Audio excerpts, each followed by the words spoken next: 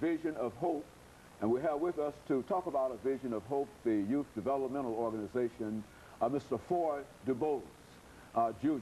And of course, Mr. DuBose, let me welcome you to the show this morning, and to tell you how delighted we are to have you here, Mr. DuBose, primarily because this topic that we're dealing with this morning, Vision of Hope, youth development, is a much needed topic in this community as well as communities all across this nation, because we are having many, many problems this morning with our youth.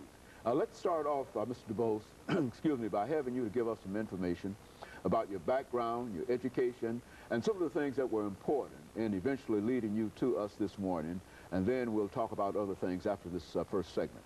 Okay. Thanks a lot. I'm delighted to have the opportunity, Dr. Haney, to be on the show. And just to give you a recap of who I am and who FDuBose is. FDuBose, I was born in a little coastal town in Mississippi called Moss Point, Mississippi. Early on, I was educated there at Magnolia High School there at Moss Point. And from after graduation, I kind of was in a bind. I had a dilemma that occurred that whereas my inspiration was to be a professional baseball player. And when things didn't quite materialize, from that point, I knew I had to do some other things.